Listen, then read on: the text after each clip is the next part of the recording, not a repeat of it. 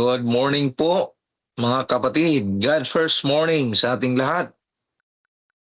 Happy God Good first morning. morning po, Pastor. Amen. Akala ko hindi po First morning natin. po. Happy God first morning po.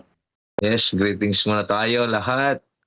Purihin ang Panginoon sa umagang ito na tayo muli ay ginising niya at binigyan ng chance upang magkaroon ng worship sa umagang ito sa pamamagitan ng ating daily spiritual empowerment at Amen. ng ating God first morning na araw-araw nating ginagawa para sa Panginoon at para sa ating lahat upang magkaroon tayo ng mas malalim na ugnayan at relasyon sa Panginoon. At ngayong umaga ay August 26, 2026 ay nandito tayo. Magandang panahon. Kagabi ay wala ng ulan. At pero kahapon, buong maghapon ay talagang umulan. Pero kagabi magdamag, wala na. Sana mawala na yung habagat dahil ang bagyo ay papaalis na. Purihin ang Panginoon sa umagang ito ay muli tayo ginising at bago ang lahat tayo ay manalangin, mga kapatid. Dakila po naming Diyos, Amang Banal, ang tahanis sa mga langit, aming kang pinupuri, Panginoon, sa umagang ito, sa inyong kakilaan, sa bawat isa sa amin, na kami inyong iningatan sa buong magdamag at ginising, binigyan ng buhay at lakas upang i-enjoy, upang maglingkod, upang mabuhay na mayroong pagpapala, na mayroong relasyon sa inyo sa araw at gabi habang kami, Panginoon, ay nabubuhay sa lupang ito at naghihintay sa inyong kalang pagparito. Sa umagang ito, Panginoon, patuloy namin dalangin ang bawat isa sa amin na maintindihan namin ang mensahe ng katotohanan na nagbibigay, Panginoon, sa amin ng kalakasan ng aming spiritual na buhay. Ganon din ang mga kapatid na nakikinig sa YouTube o sa Facebook Live, asan man sila nakikinig, Panginoon, ma-inspired sila sa mga messages na aming pong mapakinggan sa umagang ito. At maraming salamat, Panginoon, sa pagdinig sa aming panalangin. Purihin ka at mahiyag ka sa aming buhay araw-araw. Patawarin niyo kami kung saan kami nagkulang at nagasala sa matamis at mapangyarihan na pangalan ni Jesus na aming kapagligtas. Amen. Amen. Shout out sa ating mga kapatid na palaging nakikinig sa YouTube channel at yun sa Facebook Live o anumang paraan ng media kung saan sila nakikinig sa atin sa umaga at sa gabi. Sa umagang ito po yung ating mga participant, yung may mga bahagi. Aki pong basahin upang magkaroon sila ng paghahanda sa kanilang bahagi sa umagang ito. Ang ating pong Bible reading sa umagang ito ay si Brother Melvin Bilasano. Ang ating Bible book chapter, ang Psalms 19. So ito yung babasahin mamaya ni Brother Melvin Bilasano, ang aklat ng mga Psalms chapter 19. Ang magbibigay po sa atin ng refleksyon ay dalawa. Ang una ay si Pastor John Vincent Morolda. Ang pangalawa ay si Pastor Nelvin Alabanza. At ang pagkatapos nito ay ang manalangin si Brother Melvin. At ang kasunod ay ang Jesus Win Devotional at reading and reflection and prayer na ang pamagat ay ang kanyang motive. Ang ating pong magbabasa nito at magre-reflect at manalangin ay si Sister Lolit Siskun. At pagkatapos ay ang promotional video na i-present po ng ating media center. Then ang speaker natin sa ating Council on Stewardship, chapter 46, ang pamagat ay Living Without the Income. Living Without the Income. Ang speaker po natin ay si Brother Nelson Austria. Then ang Silent Prayer and Acts of Prayer, na ito po ay dalawa rin sila. Ang Adoration and Confession ay si Pastor John Vincent Morolda. Ang Thanksgiving and Supplication ay si Pastor Nelvin Alabanza. din ang ating closing song and closing prayer and benediction ni Brother Nelson Astria. Ito po yung ating uh, worship sa umagang ito mga kapatid ng ating God First Morning.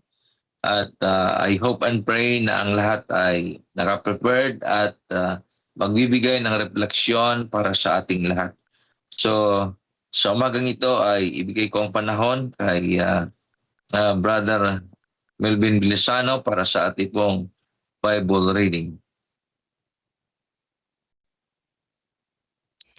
God first morning po mga kapatid. God first morning po, Pastor Gio. Good morning. First morning. Ilalagay ko lang sa First morning po, Brother Melvin. Brother Romel. First God morning, first morning. Brother God Melvin. first. Ating pong basahin at First morning pagbuli-bulayan ang mga salita. Chapter 19 na mga awit. Ang kalangitan ay nagpapahayag ng kalwalhatian ng Diyos at ipinakikilala ng kalawakan ang gawa ng kanyang kamay. Sa araw-araw ay nagbabadya ng pananalita at sa gabi-gabi ay nagpapakilala ng kaalaman. Walang pananalita o wika man, ang kanilang tinig ay hindi marinig. Ang kanilang pangungusap ay lumaganap sa buong lupa, at ang kanilang mga salita ay hanggang sa wakas ng sanlibutan. Sa kanila inilagay niya ang tabernakulo ng ukol sa araw, na gaya ng kasintahang lalaki na lumalabas mula sa kanyang silid, at nagagalak na kagaya ng malakas na tao na tatakbo sa kanyang takbo. Ang kanyang labasan ay mula sa wakas ng mga langit, at ang kanyang silid ay sa mga wakas na yaon, at walang bagay na nakukubli sa pag-iinit niyaon. Ang kautusan ng Panginoon ay sakdal na nagsasauli ng kaluluwa. Ang patotoo ng Panginoon ay tunay na nagpapantas sa hangal. Ang mga tuntunin ng Panginoon ay matuwid na nagpapagalak sa puso. Ang utos ng Panginoon ay dalisay na nagpapaliwanag ng mga mata. Ang takot sa Panginoon ay malinis na nananatili magpakailanman. Ang mga kahatulan ng Panginoon ay katotohanan at lubos na matuwid. Mga pinipitang higit kaysa ginto, oo, higit kaysa maraming dalisay na ginto, lalong mainam kaysa pulot at sa pulot pukyutan. Higit dito ay sa pamamagitan ng mga iyo'y magpapaunahan ang iyong lingkod. Sa pag-iingat ng mga yaon ay may dakilang gantimpala. Sinong makakasiyasat ng kanyang mga kamalian? Paliwanagan mo ako sa mga kubling kamalian. Italikod mo rin ang iyong lingkod sa mga kapalaluang sala. Huwag mong papataglayin ng mga yaon ng kapangyarihan sa akin. Kung magkagawin, magiging matuwid ako at magiging malinis ako sa malaking pagsalangsang. Maging kalugod-lugod nawa ang mga salita ng aking bibig at ang pagbubulay-bulay ng aking puso sa iyong paningin, O Panginoon, na aking malaking bato at aking manunubos. Purihin ang Panginoon sa mga talatang ating nabasa. Amen. Praise the Lord. Amen po, praise the Lord. Ay ngayon, pinang panahon para kay Pastor John Vincent para sa kanyang reflection. Amen. Pastor John. Amen. Amen. Morning. God first morning. Morning po, Lahat. Pastor. Good morning. Good morning po. Morning. Good morning, Pastor. Morning. Just a short reflection about Psalms 19. Bigyan, medyo matalinghaga kasi si David ay isang singer talaga. Yung structure ng poetry ng kanya pong salita. But para maunawaan po natin, just a little background, kumbaga bakit ho ito sinabi ni David, during those days, sa kanila hong panahon, particularly sa northeastern part ng Israel, ay uso ho yung tinatawag nating they were worshiping about the heavenly bodies. So kung mapapansin nyo ho yung first na mga salita ni David, it's all about creation. Pinapatunayan niya na itong mga create ng Panginoon they are not subject sa tinatawag ko nating worship. In fact, ito'y magsasalita kung sino ang ating Panginoon. Kaya ang daming ho dyan about creation.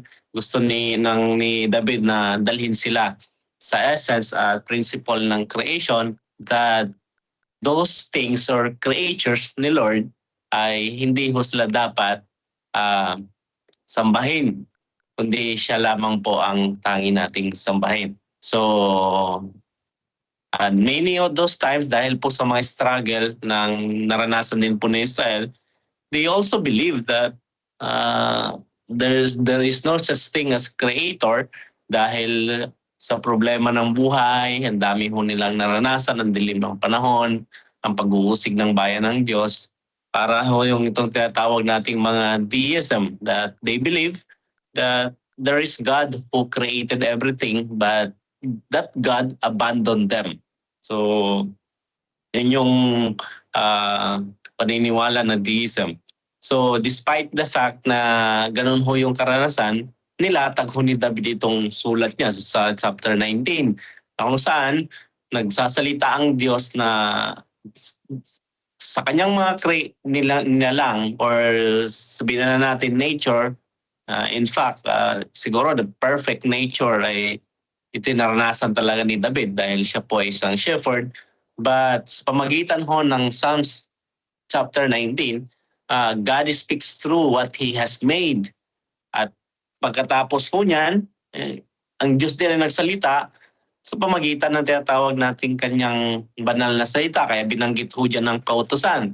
Kasi yung kautusan ho dyan sa Hebrew word, it doesn't necessarily mean na 10 commandments, but that means Torah, the 5 books of Moses, which also includes yung 10 commandments. Kaya yung salita ng Diyos, kung ang Diyos ay nagsasalita sa pamagitan ng kanyang mga nilikha, ay nagsasalita din sa pamagitan ng kanyang banal na salita.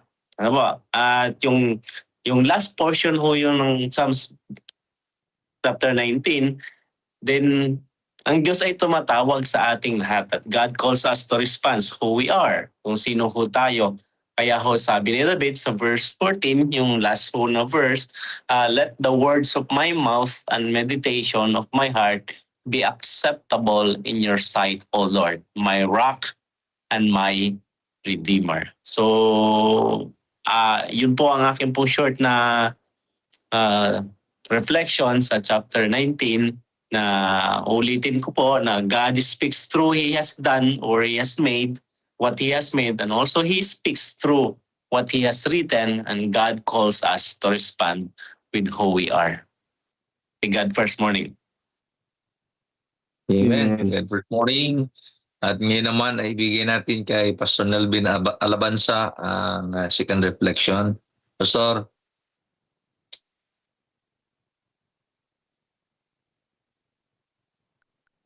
Yan ba si Pastor Nelvin?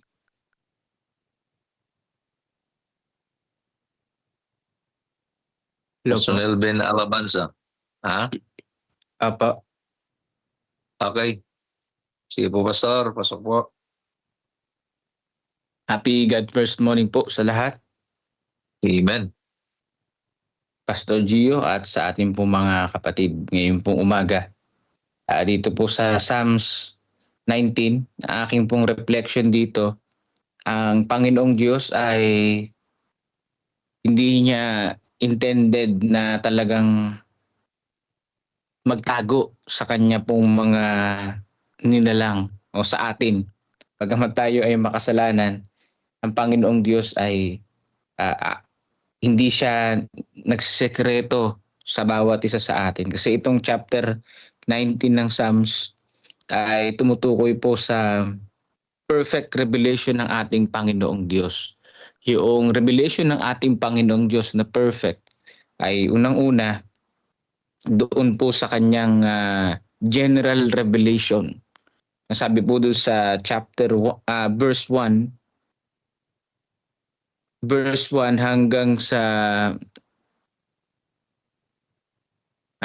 yung verse 1 ang sabi po dito, the heavens declare the glory of the Lord. Ayan, hanggang verse 6. day unto day, other speech, night unto night reveals knowledge.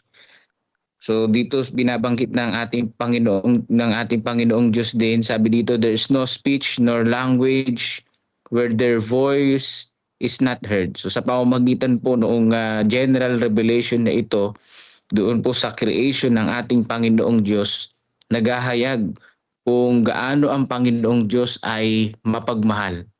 Naghahayag kung paano ang ating pong Panginoong Diyos ay nag-iingat sa bawat isa sa atin. Kasi kung ating papansinin, halimbawa, isa sa mga nilikha ng ating Panginoong Diyos ay yung pong mga halaman. Hindi natin alam paano yan tumutubo. Hindi natin alam paano yan yung mga puno na yan, paano yan nagkakaroon ng nutrients. Sabi sa aklat ng Roma, ang Diyos ang nagpapalago niyan. Ang Diyos ang nagbibigay ng kalakasan diyan. So yung general revelation na ito ay ako nakikita ko kung paano ang Panginoong Diyos ay nagtutupad ng kanyang mga pangako. Yung puno na lang, yung puno nagpapatunay na mayroong eternal life, mga kapatid. No? Yung pangako ng Panginoong Diyos na buhay na walang hanggan, tunay po yun. Bakit? Kasi doon sa mga trees na kanyang nilikha, may mga puno ngayon na sobrang tanda na at hindi pa rin namamatay. Doon sa Romblon, sa tabi ng church natin, meron silang punong hindi pinuputol doon. Kasi yung lolo ng lolo ni Mrs. ay naabutan pa yung puno na yon. Ibig sabihin, mas matanda pa sa lolo ng lolo ni Mrs. yun. Kaya hindi nila pinuputol.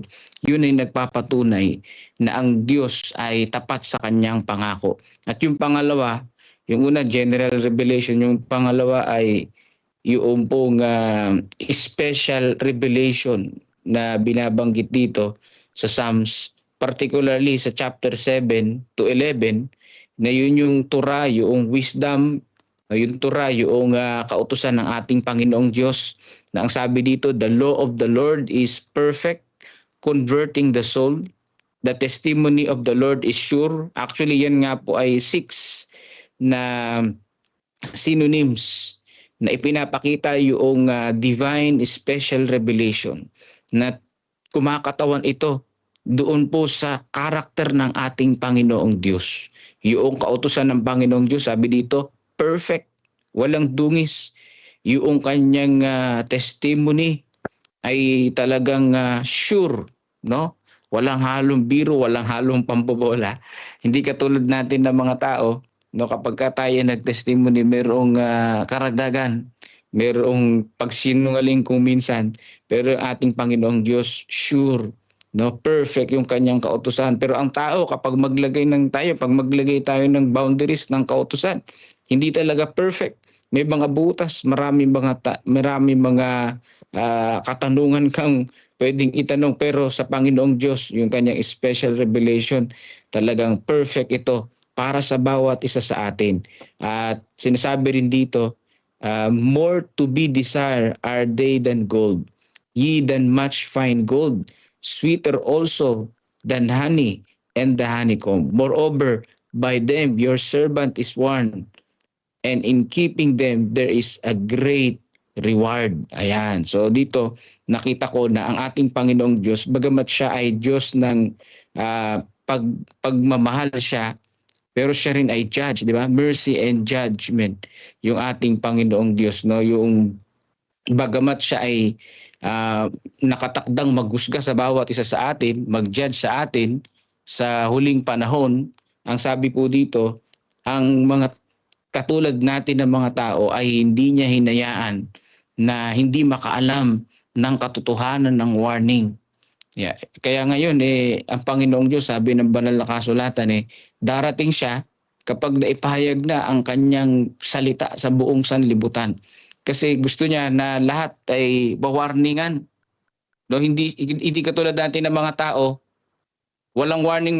Minsan ang mga magulang makakuha ng panghampas, mamalo sa kanilang mga anak, talagang hataw Walang warning Pero ang Panginoong Diyos, mayroong warning. Bago niya ibagsak yung judgment, nandyan yung warning ng ating Panginoong Diyos. Kaya dito sa Psalms 19, nakita ko yung revelation ng ating Panginoon, yung general revelation and special revelation. Talagang napakabuti ng Panginoon. Hindi siya nagtatago ng anuman sa bawat isa sa atin.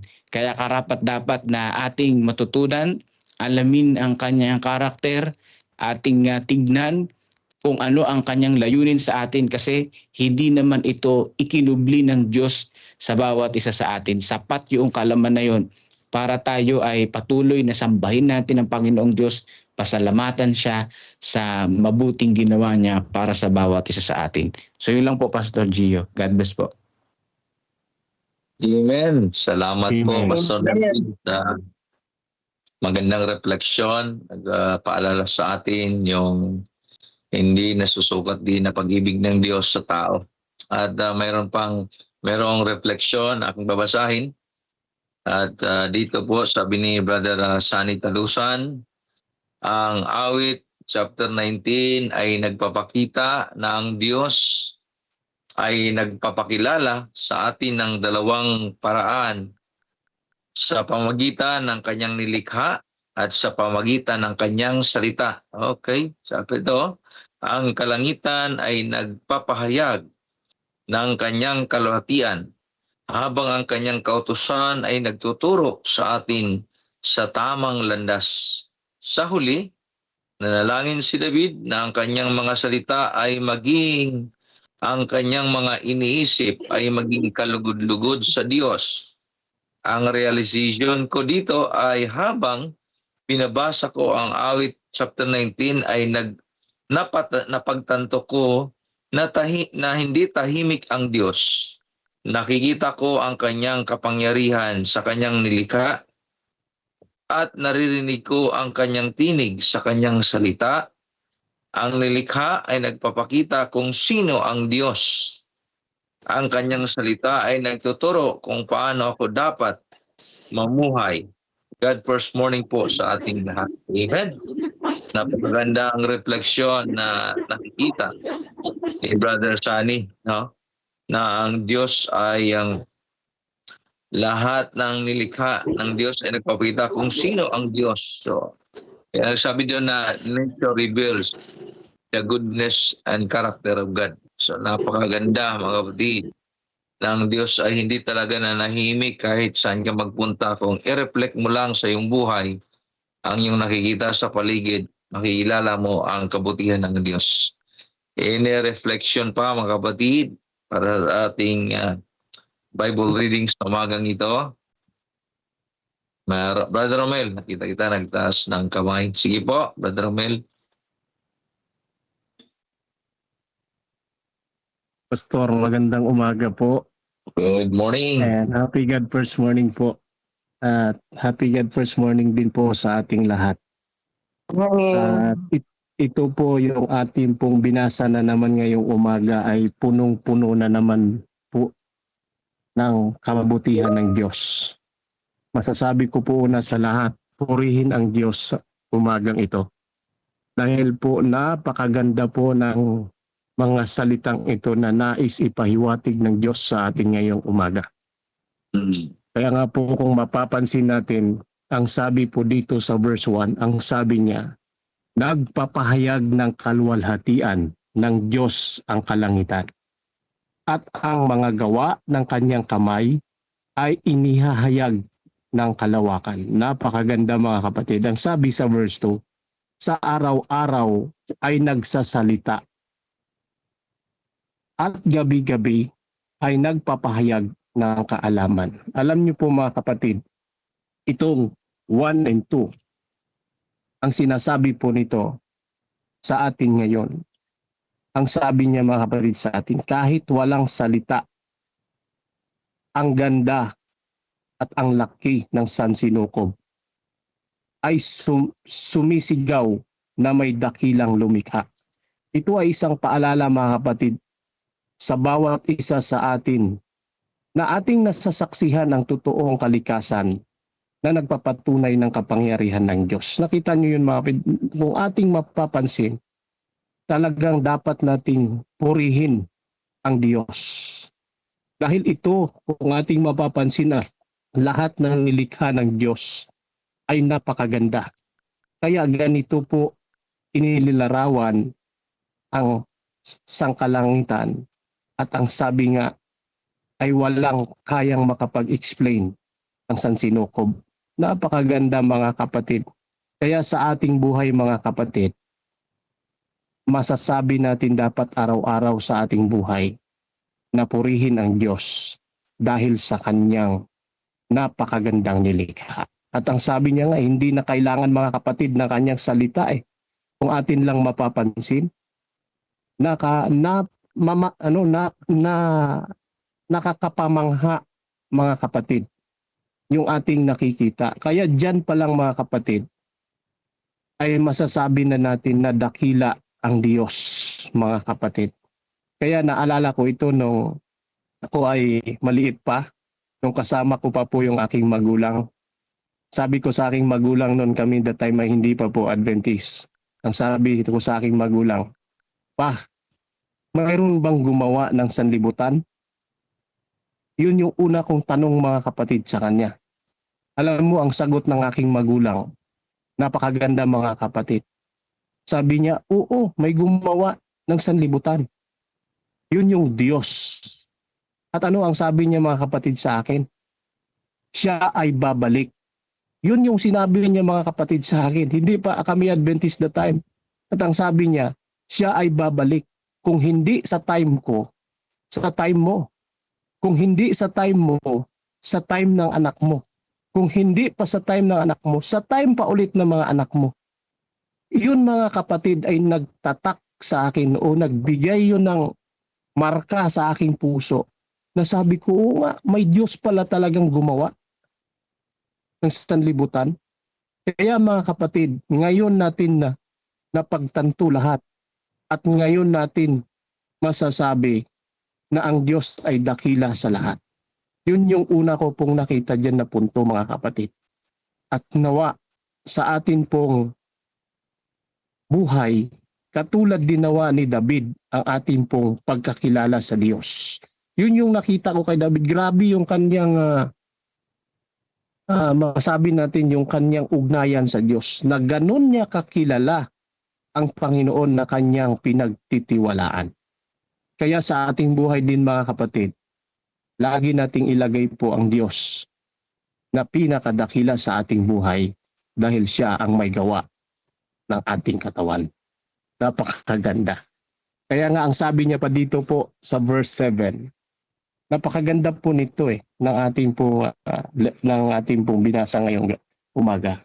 Kaya ang sabi niya dito, kung atin pong makikita, ang kautusan ng Panginoon ay sakdal. Napakaganda mga kapatid, no?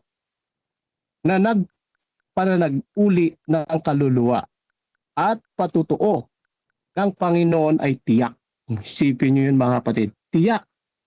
Ibig sabihin, hindi po yun mababago at nagpapatalino sa kulang ng kaalaman.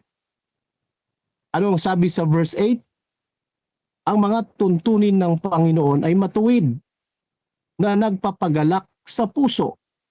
Ang utos ng Panginoon ay dalisay na nagpapaliwanag ng mga mata.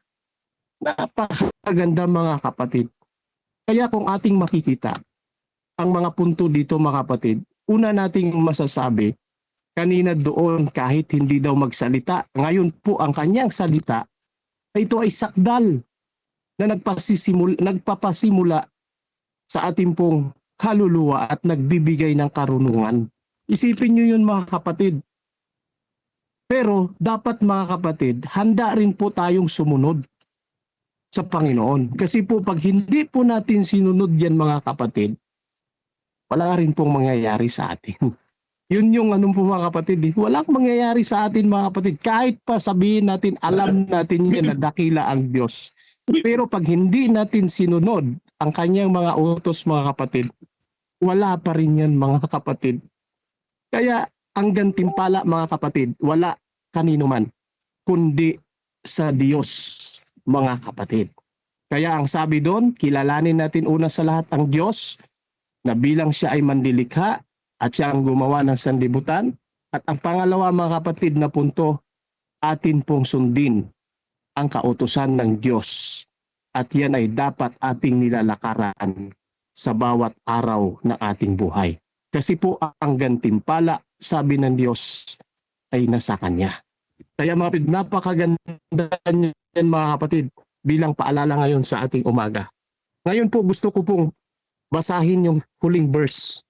Verse 14. Ang sabi niya, naway ang mga salita ng bibig ko at ang pagbulay-bulay ng aking puso ay maging katanggap-tanggap sa piling mo. O Panginoon, ang aking malaking bato at manunubos. Napakaganda ng panalangin ni David mga kapatid sa huli. Kaya ito po ay isa pong masasabi natin na ang talagang masasabi natin na si David, ang kanya pong kinilala ay walang iba sa kanyang buhay kundi si Jesus.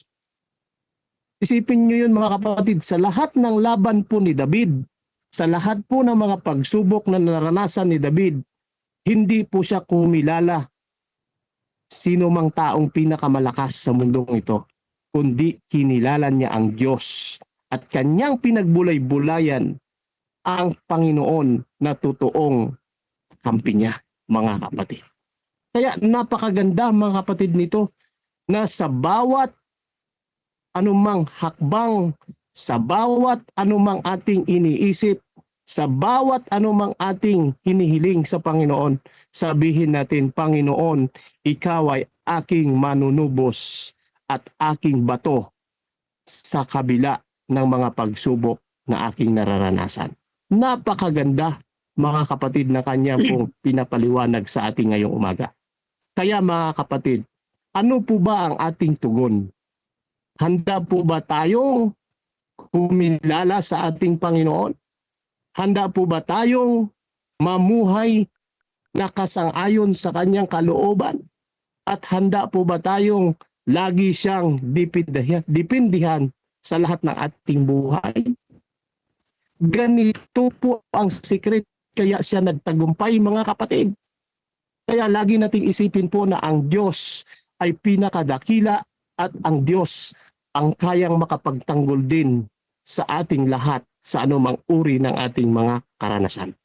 Kaya po nawa atin po itong kung sa Bisaya pa himpitan naton mga igsuon ng atong pagtuo sa Dios. Dili kita maglubad, dili kita magbulag sa iya mga kauturan. Kay kung magbulag kita sa Ginoo, wala gid kita mahimo sa atong kabuhi mga kauturan. Kaya yun yung napakaganda mga kapatid kay David, hindi siya kumiwalay sa Diyos sa kanyang buhay. At kinilala niya ang Diyos na bato at tagapagligtas niya, mga kapatid. Mga kapatid, yan lamang po ang aking maibahagi.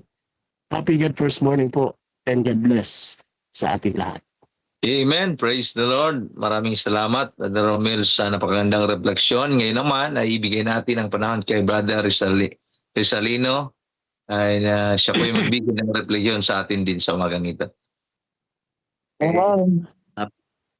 Happy God First Morning po sa ating lahat, mga kapatid. First morning. Napakaganda reflection. Akala ko itutuloy na ni Brother Romel hanggang 10. So itutuloy ko lang ang Brother Romel. Okay, ang iba Bibigay kasi ko naman kailangan- sa iyo, Brother Salino. Nakikita kita eh. So, tama naman po lahat yung sinabi ni Brother Romel. Ang problema lang po mga kapatid, alam natin na ang Diyos ay may kaaway. Si David may kaaway din, di ba? Ngayon, yun nga sana, yung pagkatakot sa Panginoon, dapat sana nasa ating lahat mga kapatid. Pero, yung sabi nga, yung pag-ibig ng Diyos ay ipinakikita niya doon sa kanyang mga nilikha sa ating paligid. Na bagamat nila tinakikita ang Panginoon, pero yung ating kapaligiran, yung nature na kinreate ng ating Panginoon, ay nagsasabi na ang Diyos talaga ay pag-ibig. Subalit sa ating panahon ngayon, ay halos hindi na yan napapansin lalo na sa ating mga kabataan o kahit sa mga may sapat na gulang na. Dahil ang kanilang pansin ay naagaw ng kaaway. Pansinin niyo po, kahit yung mga anak niyo siguro, kapag kayo nagbibiyahe at may gadget yung inyong anak, tingnan niyo kung sila'y nakatingin sa paligid o sa mayayabong na puno, sa mga luntiang damuhan, doon sa magagandang kabundukan. Tingnan niyo po kung sila'y nakatingin. Di po ba? Sila'y yung kanilang pansin ay naaagaw noong mga gadget na hindi naman masama yung gadget, pero nilikha yan ng kaaway, ginagamit yan ng kaaway sana para sa mabuti yung gadget, pero yung kaaway talagang matalino eh. Inaagaw niya yung ating pansin sa from natural na nilikha ng Diyos doon sa likha lang ng tao ngayon. Kaya halos hindi na nila makita yung ganda ng kalikasan sa ating paligid. So hindi na rin nila makita yung pag-ibig ng Diyos sa buhay ng bawat isa. Kaya nga sabi rito sa number 10, higit na dapat silang naisin kaysa gadget. Ay, sa ginto, sabi niya. Lalong higit kaysa maraming dalisay na ginto. Nakita nyo sa mga mall, mas gustong-gustong mag-ikot sa mall ng mga kabataan sa halip na mag-nature walk o mag-hiking. Mas gusto nila doon sa mall. Kasi doon sa mall, mayroong mga magagandang mga dancing light, no? May malamig na paligid, aircon. Hindi nila gusto yung sariwang hangin. Ang gusto nila, yung hangin na paikot-ikot lang. No? Kaya sabi rito, higit na dapat nating naisin kaysa yung mga temporary things sa lupang ito. Sabi niya, bukod dito binalaan ang iyong lingkod sa verse 11, sa pamamagitan nila sa pagsunod sa mga iyon ay may dakilang gantimpala. So, mga kapatid, kung tayo ay tinitingnan natin yung kalawakan sa gabi, yung mga stars, sa halip na stars ngayon, yung magagandang ilaw na kukuti-kutitap, yun ang nakakaagaw ng pansin ng ating henerasyon sa kasalukuyan. Kaya hindi na nila talaga makita ang pag-ibig ng Diyos. Meron akong isang binasa rito kagabi, yung sa 2 Chronica, chapter 17 hanggang 20. Dito si King Jehoshaphat ay meron siyang ginawa. Isinugo niya yung mga pare, yung mga pastor, mga levita, talagang at ang dala nila yung aklat ng kautusan, sabi nga rito. Yung kautusan, para yung kaisipan o yung puso ng mga tao na nalayo sa Diyos dahil doon sa mga pang-akit na sanlibutan ay muling maibalik. No? Kaya sabi rito yung kautusan ng Diyos talagang nagpapanumbalik. Sana ganoon din po ang ating gawin mga kapatid na talagang kinakailangan yung ating mga leader, mga pastor na yan, yung mga layman natin, ay talagang ikutin yung bayan ng Diyos, dala-dala itong aklat ng kautusan, itong salita ng Diyos, at talagang ituro para nun yung ating mga tayo ay talagang buong-buo na manumbalik doon sa mga bagay na natural na nilikha ng Diyos na kung saan makikita natin yung kanyang pag-ibig. Hindi doon sa mga artificial things na yun ang mas nakakaakit sa pansin ng tao ngayon kaysa doon sa mga natural na bagay na nilikha ng Panginoon. Yun ang pinagawa niya sa ni Jehoshaphat na inutusan niya talaga na doon sa buong bayan, sa gitna, magturo kayo, dalhin niyo itong aklat ng kautusan at ituro niyo yung mga tao para sila muling manumbalik sa Panginoon. Ang problema mga kapatid ay masyadong sa ating henerasyon ngayon, masyado tayong naakit ng mga artificial things, itong mga gadget, halos hindi na natin makuhang bambasa ng banal na kasulatan, halos hindi na rin tayo tumitingin sa ating paligid. So kaya hindi katakataka na medyo ang ating spiritual ngayon, lalo na sa ating mga kabataan, ay medyo mabuhay at hindi ganun katibay. Sabi nga rin sa isang hindi nila lubos na ipinasakop. Tingnan niyo po nagturo na sila, itinuro na, pero ang sabi, ang mga tao ay hindi lubos na ipinasakop yung kanilang mga kaluluwa. Sana po mga kapatid, sipagan natin na dalhin itong aklat ng salita ng Panginoon. Pumunta tayo sa mga tao sa ating paligid at ituro natin. Di po ba't yun nga ang sabi sa atin ng Panginoon, humayo tayo, ituro sa mga tao yung mga bagay na dapat niya, na itinuro niya na dapat nilang matutunan. At kung ganon, makikita nila yung dakilang pag-ibig ng Diyos na ang Diyos gusto ang lahat ng tao ay maligtas. Yun lang po. At happy God first morning sa atin lahat. Amen. Praise the Amen. Lord. Magandang pabalita yung obserbasyon ni Kuya Rosalino. Amen. Talagang ang mga kabataan ngayon ay hindi talaga nila ma-appreciate yung ginawa ng Diyos kasi nasa mall na sila naglalakad at minsan nababangga na sila, hindi kasi tumitingin sa paligid nakatutok sa cellphone kahit sa bahay. Obserbasyon natin yan. Kaya talagang nakakalungkot mga kapatid na ang panahon na ito ay maging aware din ang mga magulang kung ang kanilang mga anak ba ay dinadala pa nila sa kabundukan o sa nature para ma-appreciate nila yung Panginoon. Kasi yung totoong appreciation talaga ay makikita mo yung nature mga kapatid. Yung kung ano yung nakita mo sa paligid, ma-appreciate mo yung kabutihan ng Panginoon. Salamat sa inyong mga refleksyon mga kapatid at pagbibigay sa ating lahat ng nakikinig na kung gaano kabuti ang Panginoon sa bawat isa sa atin, katulad sa buhay ni Haring David na mayroong malalim na relasyon at ugnayan sa Diyos dahil na-appreciate niya dahil meron siyang ugnayan at relasyon sa Panginoon. So, ngayon ay ibigay natin ang panahon kay wala namang nagtataas na ng kamay. Bigyan natin ang panahon para sa ating closing prayer kay Brother Melvin. Okay po. Closing prayer na po. Pero bago ako mag-pray, mag-reflect din ako, Pastor, siyempre. Yes, amen. Praise the Lord. Konti lang Okay. po. So, sa ating nabasa ay tinuturo sa atin dito, halimbawa sa atin mga mananampalataya, kilala ba natin ang Diyos, mga kapatid? O doon naman sa mga nabibigatan sa buhay na tila bagay wala ng pag-asa, kilala ba natin ang Diyos? O baka naman gusto nating makilala ang Diyos. Meron yung awit, ang sabi ay tumingin ka sa langit pagkat nando ng pag-asa. Ano? So, ibig sabihin sa mga taong mga naghahanap ng pag-asa, tumingin tayo sa langit dahil nando ng pag-asa. Bakit? Kasi pag tumingin tayo sa langit, ma-amaze tayo kung bakit may langit. Sinong gumawa niyan? Makakalaman natin napakabuti at dakila ang Panginoon, nagawa niya, ano? At may gumawa rin pala sa akin ang Diyos. So kapag nakita na natin na mabuti ang Diyos, abay dapat natin lalo siya makilala. Ang sabi dito sa binasa natin ay basahin natin ang kanyang mga salita, makikilala natin siya. Ito naman, pagkatapos natin basahin ang kanyang mga salita, ay nakita natin na tayo pala ay makasalanan. May nagagawa pala tayong kasalanan na hindi natin namamalayan.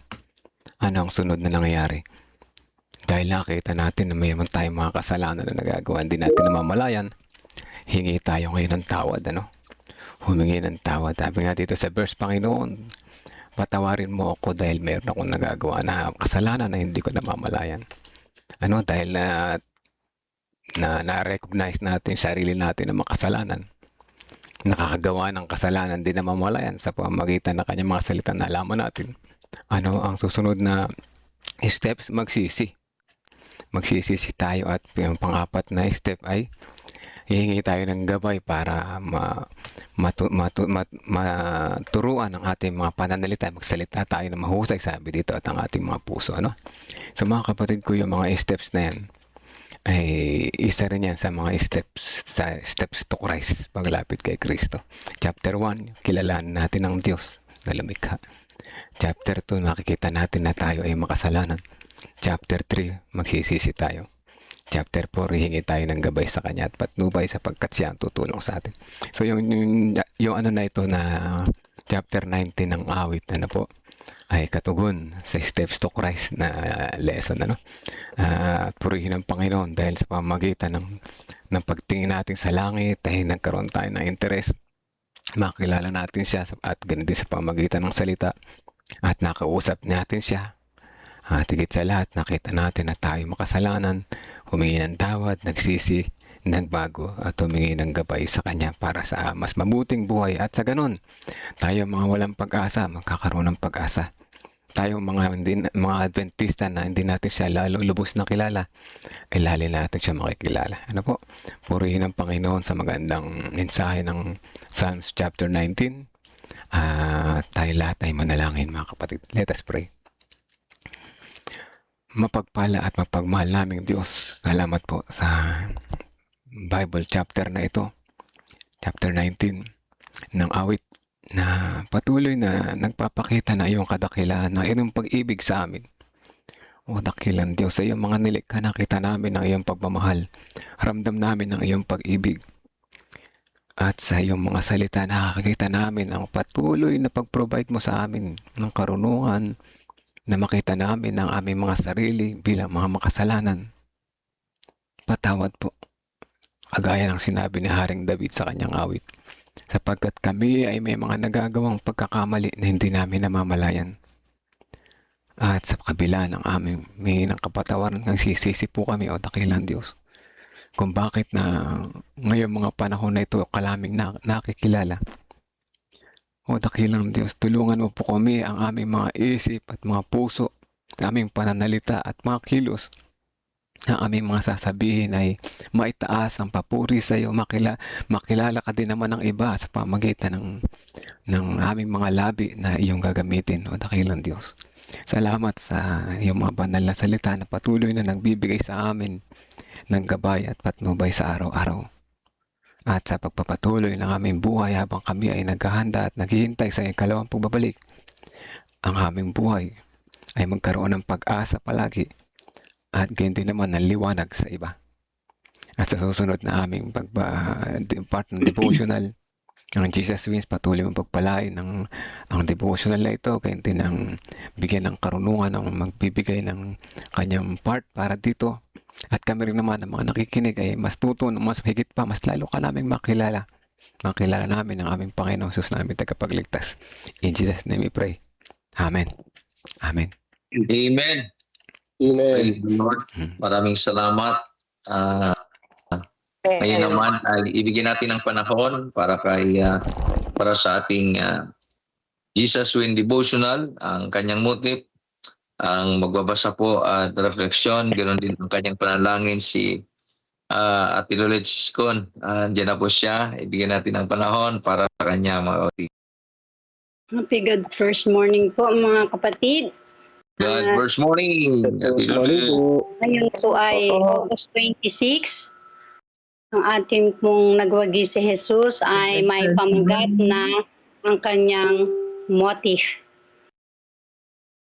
Ang atin pong talata sa umagang ito mga kapatid ay atin pong masusumpungan sa mga aklat ng gawa, chapter 26, verse 18. Ang sabi po, upang makatanggap sila ng kapatawaran ng mga kasalanan at ng isang puok sa piling ng mga ginawang banal sa pamamagitan ng pananampalataya sa akin.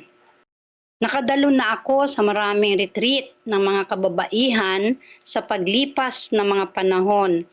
Minsan may isang partikular na kaganapan na tumatatak sa akin dahil sa isang aktibidad na nanatili sa akin sa lahat ng mga taon na ito. Sa isa sa mga okasyong iyon, ang lahat ng mga babae ay binigyan ng maliliit na papel upang isulat ang unang letra ng kasalanan na labis na mabigat sa kanilang mga puso at nais nilang isuko sa Diyos upang makatanggap ng kapatawaran sa pamamagitan ng pananampalataya kay Jesus. Pagkatapos, lahat kami ay tumayo at inilagay ang aming mga papel sa isang krus upang mailarawan ng espiritual na pagsuko sa pagkakasala. Ito ay napakamakapangyarihan. Maraming kababaihan ang nakaramdam na parang naalis ang isang pasanin mula sa kanilang mga balikat. Ang kasalanan ay mabigat at marami ang namumuhay sa ilalim ng ulap ng pagkakasala at kahihiyan. Sa ikatlong pagkakataon kung saan inilarawan ang pagkahikayat at pagtatalaga ni Pablo sa daan patungong Damasco sa aklat ng mga gawa chapter 26 verse 1 to 3, ipinaliwanag ni Pablo na ang kapatawaran ng mga kasalanan sa pamamagitan ng pananampalataya kay Jesus ang sentrong ideya ng kanyang ipinag-uutos na ipahayag upang buksan ang kanilang mga mata at sila'y magbalik mula sa kadiliman tungo sa liwanag at mula sa kapangyarihan ni Satanas tungo sa Diyos. Upang makatanggap sila ng kapatawaran ng mga kasalanan at ng isang puok sa piling ng mga ginawang banal sa pamamagitan ng pananampalataya sa akin. Ito ay isang paulit-ulit na motif sa salita ni Jesus na naitala ni Lucas sapagkat ang gayunding misyon ay ibinigay ni Jesus sa kanyang mga alagad sa huling kabanata ng Ebanghelyo ni Lucas.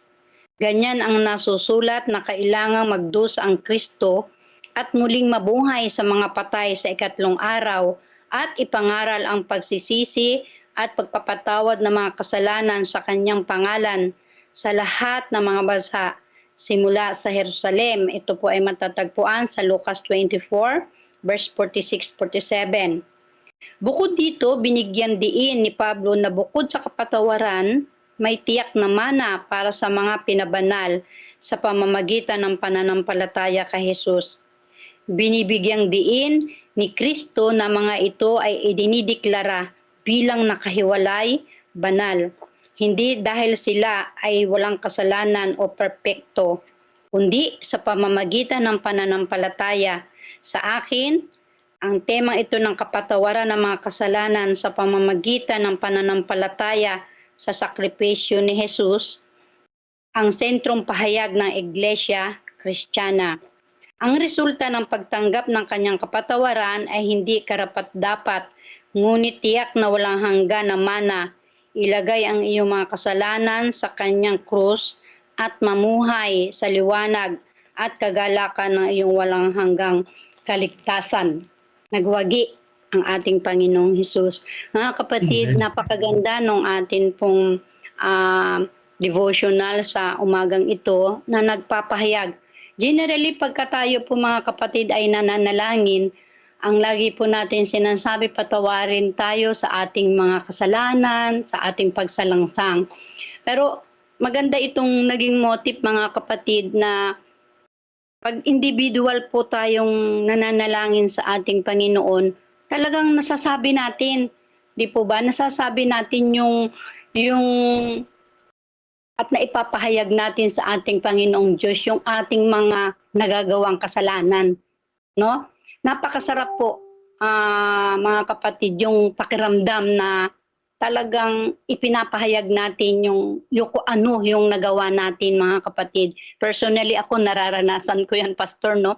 Pag nakagagawa ako ng kasalanan, hindi ko lang nasasabi na Panginoon patawarin mo ako sa aking nagawang kasalanan, kundi yung kung ano yung nagawa mo, yun yung ipinahayag mo, napakasarap ng pakiramdam at ramdam mo na lalo na kung meron kang pananampalataya, ramdam mo kung paano ka pinatawad ng ating Panginoon. Kaya napakaganda po nitong ating devotional na nagpapahayag na sa pagkamatay ng ating Panginoon, lahat ng ating kasalanan ay napatawad. At sa kanya pong pagkabuhay na maguli ay meron tayong pag-asa. Yun yung maganda doon yung sa kanyang pagkabuhay, naramdam natin na mayroon po tayong pag-asa doon sa langit na bayan. Kaya sana po sa umagang ito, sa napakagandang babasahin o devotional natin na nagpapahayag na ito yung pagkawagi ng ating Panginoong Hesus, ay maramdaman din po natin mga kapatid kung gaano tayo pinatatawad ng ating Panginoon Hesus sa lahat ng atin pong mga nagagawang kasalanan kung meron po tayong pananampalataya na ito ay naipahayag natin sa Kanya. ito po ay Happy God First Morning. Tayo po ay dadako sa atin pong panalangin. Amen. Dakilang Diyos, maraming pong salamat na muli po sa pagkakataong ito sa aming pong mahimbing na pagkatulog. Inyong ginising ang inyong bayan upang kami ay patuloy na magpuri, lumuwalhati at dumakila sa inyong dakilang pangalan. Tunay po o Diyos na mula pa sa pagbasa ng inyong mga salita sa banal na Biblia hanggang sa mga oras na ito sa aming pong morning devotional na may pamagat na nagwagi si Jesus. Tunay po o Diyos na ramdam namin ang inyong mayamang pagkalinga, pag-iingat. Ramdam namin, Panginoon, ang inyong mayamang pag-ibig, lalo't higit. Ramdam namin na kung paano namatay ang aming Panginoong Hesus sa krus, ay doon kami nagtagumpay upang ramdam namin na ang aming mga kasalanan ay inyo na pong napatawad.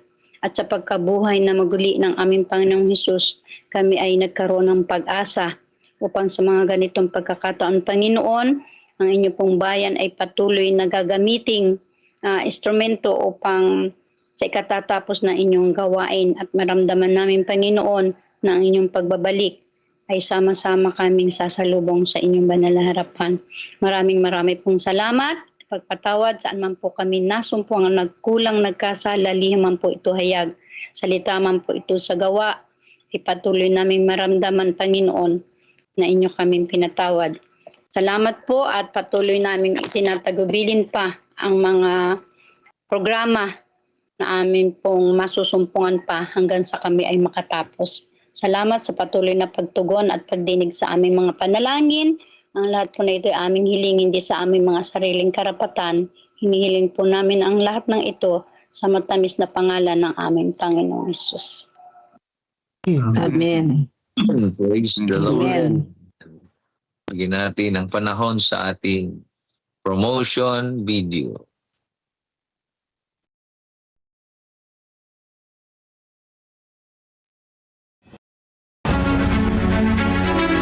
Sa mundong naghahanap ng pag-asa, tinatawagan ng Diyos ang kanyang bayan upang magsalita ng may iisang tinig.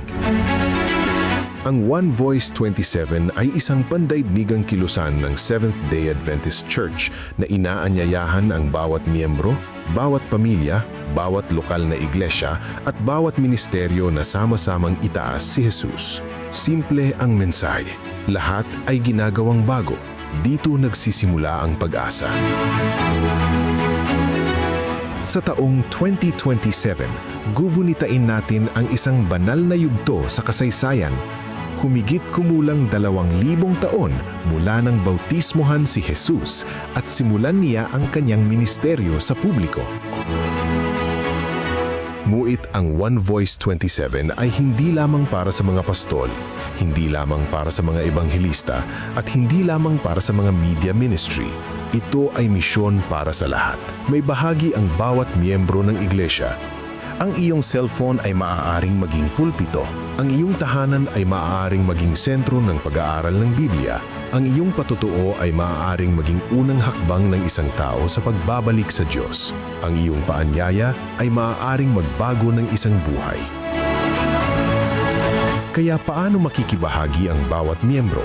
Sa September 5, 2026, sabay-sabay tayong magsimula. Manalangin kasama ng iyong iglesia. Ibahagi online ang opisyal na mensahe. I-post ang inyong personal na testimony. Sabihin ito sa inyong pamilya at mga kaibigan. Lahat ay ginagawang bago. Dito nagsisimula ang pag-asa.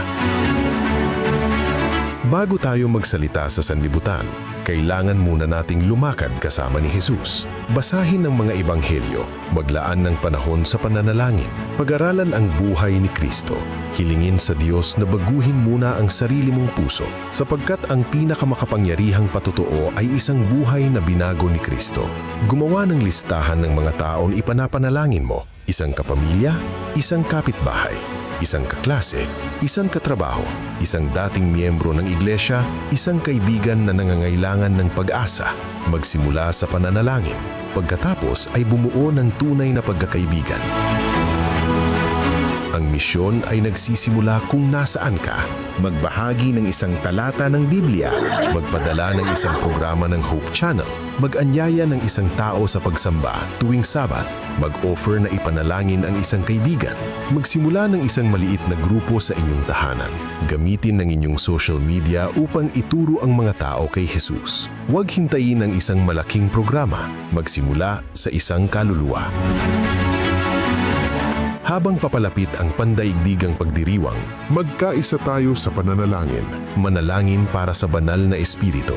Manalangin para sa inyong iglesia. Manalangin para sa inyong komunidad. Manalangin para sa mga pangalan na nasa inyong listahan. Ang bawat dakilang pagkilos ng Diyos ay nagsisimula sa pagluhod sa Kanya. Sa September 2027, naway ang bawat miyembro ng iglesia ay may madalang isang tao. Dalhin sila sa pagsamba, dalhin sila sa pag-aaral ng Biblia, dalhin sila sa mga pagpupulong ng Ebanghelyo, dalhin sila sa mga maliliit na grupo.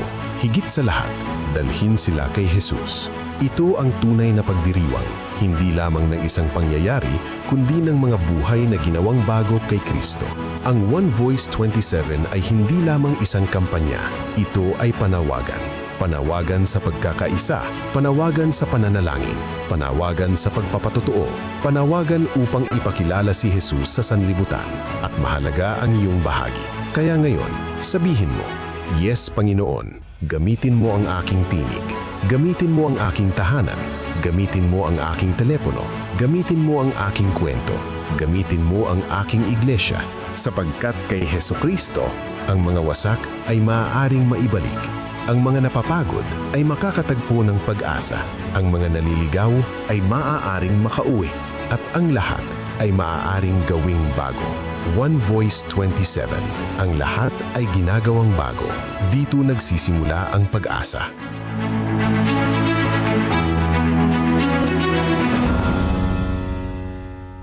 Amen. Amen po, mga kapatid. Ngayon ay ibigay natin ang panahon, ang reading ng ating Council on Stewardship, ang chapter 48, Living Within the Income. Ang ating pong magsasalita ay si Brother Nelson Austria. Amin po, Sir. Good morning po. Good morning po, Good Pastor. morning. Morning, Brother Neil. Morning, Brother. Morning po. And happy God first morning po sa ating lahat. Sana po ay malinaw yung aking mic. And Opo, malinaw. Okay naman. Okay na po. Brother Nelson, okay po. thank you po. Ang ating pong, para po sa ating councils on stewardship.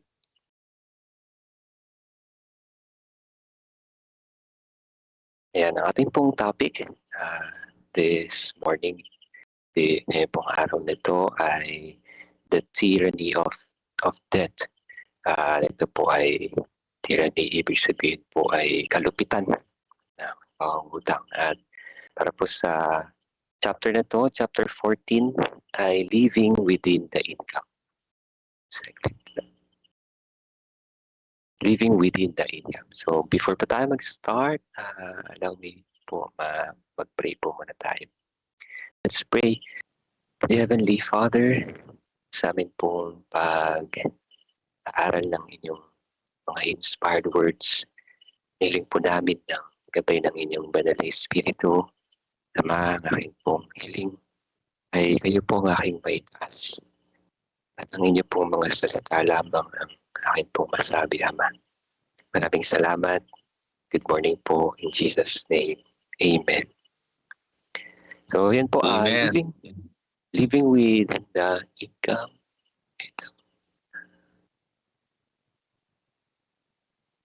Living within the income. Sabi po dito, many, very many, have not so educated themselves that they can keep their expenditures within the limit of their income. They do not learn to adapt themselves to circumstances, and they borrow and borrow again and again and become overwhelmed in debt. and consequently they become discouraged and disheartened.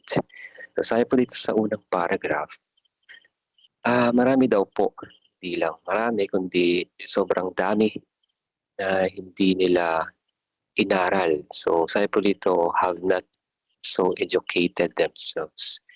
So hindi po ito yung para pupunta sa school para mag-aral or sa seminar para mag-aral. Ito po yung ibig sabihin na base sa kanilang circumstances sa buhay. Hindi nila natutunan, hindi nila binigyan ng focus para matutunan na sila ay gumastos na nasa limit ng kanilang income. So, ibig sabihin, gumagastos sila ng mas higit sa income nila. They do not learn to adapt themselves to circumstances and they borrow and borrow again and again. Hindi daw nila natutunan na mag-adapt sa circumstances nila, yung mga ginagastos nila sa araw-araw. And ang ginagawa nila, dahil marahil wala silang budget, hindi nila nababudget ng maayos or bumibili sila ng basta-basta. Kaya kulang yung budget, ang ginagawa ay they borrow. At hindi lang isang borrow, and borrow again and again. Paulit-ulit silang nanghihirap and become overwhelmed in debt. At nabaon na sa utang, marami ng utang kung saan-saan na may utang, and consequently, they become discouraged and disheartened. So, nadi-discourage na sila, nadi-disheartened na. Makita niyo po na marahil hindi na sila nagsisimba. Malungkot na pag pupunta sa simbahan dahil maraming utang, nagtatago sa isang kapatid dahil may utang sa kapatid. Tapos hindi na nagpapatihan. So, ito po ay dahil daw hindi nila inaral kung paano sila gagastos ng maayos nang naayon sa income nila. So, next paragraph, ito po yung reason kung bakit sila gumagastos ng outside sa income nila. Sabi dito, many do not remember the cause of God and carelessly expend money in holiday amusements, in dress and folly, and when there is a call made for the advancement of the work in home and foreign missions, they have nothing to give, or even have overthrown their account. Thus they rob God in tithes and offerings, and through their selfish indulgence, they lay the soul open to fierce temptations and fall into the wiles of Satan. Ito po matindi na po ito, no? The reason kung bakit pala hindi sila yung sinabi sa first paragraph, the reason kung bakit hindi sila sila ay gumagastos ng outside sa income nila, sa limit ng income nila, ay dahil kinakalimutan nila ang Panginoon at sila ay nag-e-expend ng money carelessly in holiday amusements. Mga puntahan, galaan. Ito po yun, no? Holiday amusements. In dress and folly, mga damit na magaganda and mga bagay na hindi naman mahalaga. At ginastos nila yung pera nila doon, pero yung keyword po na nandito ay yung carelessly. Ibig sabihin, hindi maayos, hindi napagplanuhan ng maayos. Or in terms ng budget, in terms ng pera, ay hindi nakabudget. So basta lang nila pinili. O kaya naman ay alam niyo po yun, impulse buying. Dahil gusto mo, nakita mo maganda, may laman yung wallet mo, o kaya meron kang credit or debit card.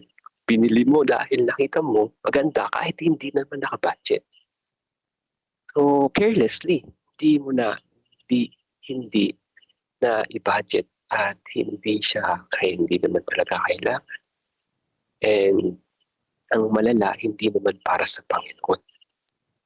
So, ayan, sa galaan, mga puntahan, at sa mga pananamit at mga bagay na hindi naman napagplanuhan ng maayos. At ang nangyayari pa, kapag daw mayroong tawag para sa gawain ng Panginoon, para sa misyon natin at sa ibang misyon, o kaya naman sa mga ibang lugar na tinawagan na gawain din ng Panginoon, wala na silang maibigay. Dahil nga, nagastos na ng carelessly. And or, ito po yung mas malala, they even have overdrawn their account. Na wala na, naubos na yung account nila. Kaya ang ginagawa nila, yung malilid sila doon, malilid doon sa first paragraph na borrow and borrow again. So, dahil kulang yung income, bakit kulang? Hindi naman dahil sa talagang kulang, kundi dahil ginastos lang sa kung saan-saan. And then kapag meron ng kailangan, manghihiram ulit. So, ganun po yung nagiging, yung tinutukoy po dito ni Mrs. White. Thus, they rob God in tithes and offerings. So, pati pala yung tithes and offerings, ginamit na nila sa ibang bagay. So, by principle, po, yung tithes ay sa Panginoon lang talaga yan. Hindi po yung ginagastos sa ibang bagay. And din po yung offerings sa Panginoon. And through their selfish indulgence, they lay the soul open to fierce temptations and fall into the wiles of Satan. So ito po pala ay hindi lang basta bili-bili. Ito po pala ay selfish indulgence na. Yung mga, niyo po yung mga walang, hindi kinokontrol yung sarili. Walang self-control. So pag nakitang maganda, nakita na gusto niyang kainin, gusto niyang inumin, gustong puntahan, talagang gastos agad siya. Talagang parang ini-indulge yung pinagbibigyan niya palagi yung sarili niya, selfish indulgence. And meron din po ako nitong experience. And then, kaya dahil po dun sa selfish indulgence na yun, they lay the soul open to fierce temptations and fall into the wiles of Satan. So dahil nadungisan na at na-mold na yung character sa pagiging selfish, so kaya mas madali na siyang ma-fall sa mga temptation ni Satan. And then next paragraph po sabi dito, we should be on our guard and not allow ourselves to spend money upon which is unnecessary and simply on display. Ito po yung counsel para sa atin, counsels on stewardship. Ang counsel po ni Mrs. White sa mga family or mga person po na gano'n ay hindi daw dapat natin i-allow yung sarili natin na bumili at gamitin yung kayamanan na pinagkatiwala sa atin ng Panginoon sa mga hindi naman kailangan o kaya naman ay para lang pag-display.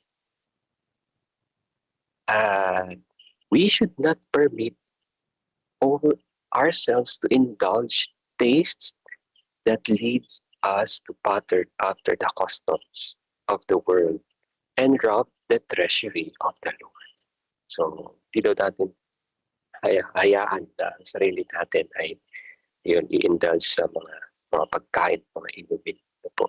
So, ito lang po yung tatlo lang po yung paragraph ng ating po ngayon. Ang pinaka-summary po nito ay nais po ng Panginoon. So, ito po ay inspired ng Panginoon. Nais po ng Panginoon na tayo po ay mabuhay within sa ating pong income lang. Right? Nais po ng Panginoon na tayo po ay buhay sa income lang natin. No? So ano po yung dapat natin gawin? Siyempre po, ang isa sa practical ay mag-budget tayo ng ating mga income. Ano niyo po? Kung meron po kayong mga pag po dumating yung income nyo, compute na po natin agad yung tithes and offering. And tingnan po natin kung And saka yung mga para sa misyon, para sa Panginoon. And then tignan natin yung mga pangangailangan natin na kailangan bilhin. Ako po personally, meron po akong Excel. And then pag po dumating na yung income ko, ay ilalagay ko po doon. Automatic na po yun na nagko-compute ng tithes and offering. Tithes and offering, nakaseparate na po agad yun. And then lalagay ko po din yung mga expenses pa, mga pang church, pang mission, etc. And yung mga pangangailangan po sa bahay, mga bills, po, pang internet, pang kuryente, pang tubig. So nakaseparate na po doon. And then pag nilagay ko po yun doon lahat, makikita ko po doon kung magkano na lang yung natira. Magkano yung natira na pwede kong gamitin somehow na kailangan siyempre ipag-pray pa.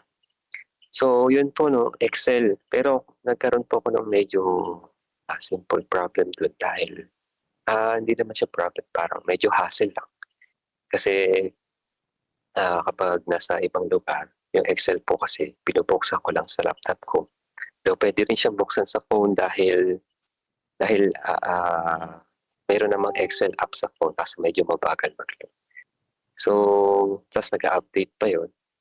And kapag may mga times na parang may kailangan akong bilhin tapos hindi nakalagay sa budget, and then alam niyo po yun, ang hirap pa pag tinignan mo yung wallet mo na parang maraming laman pero hindi naman naka-budget. Mangyayari, kukunin mo yun tapos pambibili mo yun. So, mas maganda talaga yung tinitignan yung budget. Ganun po yung experience ko. Kaya, imbis na sa Excel, gumawa po ako ng sarili kong app na Android app. And ang pangalan niya ay Cashflow. Cashflow din yung pangalan ng Excel. Excel na ginagamit ko po. And Cashflow din yung pinangalan ko po dun sa app. So, yung pong app na yun, dun na nakalagay lahat. So, isang click lang, nakikita ko na po yung budget. Nakikita ko na po kung meron akong budget, kung wala na, kung magkano pa yung pwede. Tapos, nandun din yung mga expenses, nandun din yung tithes offering, nandun siya lahat. So, kaya sa akin po dito, live, kailangan po natin mabuhay within the income. So, kung hindi na ako outside sa income, baka pwede na yun sa susunod na income. Pag dumating yung susunod na income, baka pwede na yun na dun na natin siya gastusin. So, dito po nabanggit yung dress. Nice pong share, no? Kasi sabi ay carelessly expending money in holiday amusements, in dress and folly. So, ginagamit po nila yung pera nila para sa pagbili ng mga damit dahil maganda lang. Ano po ang natutunan ko tungkol sa dress. Though, ang natutunan ko pong principle sa dress at sa pagbili ng mga damit, ang sabi po sa Bible ay for glory and for beauty. Yan po yung tinuturo sa atin ng Panginoon. No? For glory and for beauty, sabi po yun sa Exodus 28 verse 2. Hindi po baligtad na for beauty and for glory. Ang una natin dapat i-consider pala kapag daw po bibili tayo ng dress or mga pananamit, ay yung glory ng Panginoon. Bago natin i-consider kung maganda.